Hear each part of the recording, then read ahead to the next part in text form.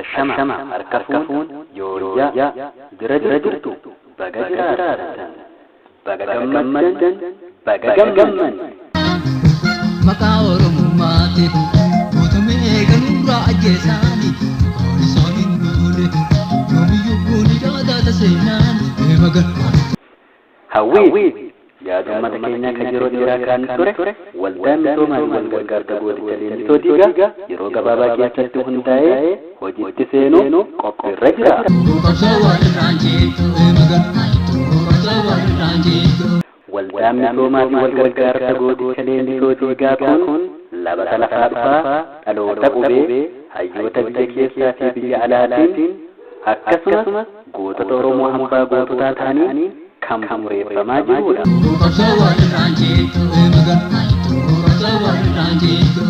Egaa kaayyoo waldichaas jireenya hawaasummaa fi dinagdee saba keenyaa keessatti hirmaatuun lammiilee yeroo rakkoo deeggarsa barbaadan bira dhaabbachuun misoomaa fi dinagdee saba keenyaas gara fuulduraatti dhiibuun jireenya uummata keenyaa tarkaanfachiisuu ta'a.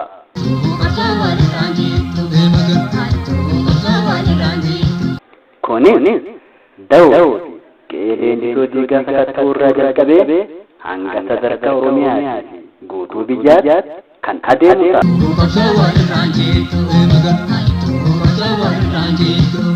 Maarree Isiyaam awwaadha. Hayyoonni Oromoo fi Oromoonni yaada kana deeggartaniif uummata keenya gama hundaan tajaajiluu keessan kottaa waliin haa dhaabbannu miseensomaa jechuun waamicha obbolummaa sabummaa onneerraa isiniif goona. Maqaa Oromummaatti gootalee kanarraa jeesaanii kan isaanii tuune yoomiyyuu yaadata seenaanii magan.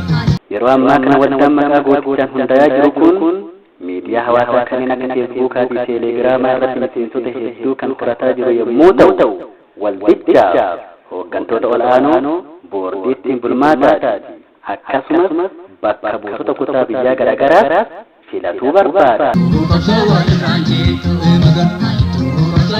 Haaluma kanaan guyyaa roobii gama teelegiraama waldichaatiin dhiyaatuun filannoo kallattiin akka filattan gamanumaan isin beeksisaa sa'aatiin filannoon itti gaggeeffamu barreeffamaan kan isiniif maxxanfamu ta'a. Maqaa Oromummaatti gootalee kanarraa jeesaanii kan isaanii tuune yoomiyyuu yaadata seenaanii magan. Seenaan eenyummaan saba tokkoo seenaan eenyummaa gootota isaas ta'u sabni goota hin qabne akka nama namoo hin qabne takkaa immoo akka muka firii hin qabne ilma ofiitti abbaatu guduunfata goota ofii sabatu kunuunfata haa kunuunfannu.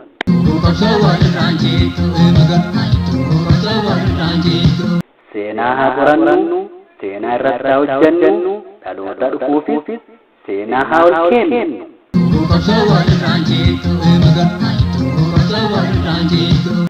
Waldichi siyaasaa dhaabatamuu irraayyuu walaba ta'uu isin hubachiifna.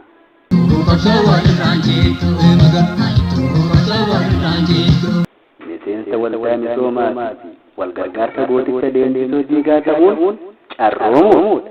Kanaafuu akka isin hin dabarre kottaatii miseensa ta'a.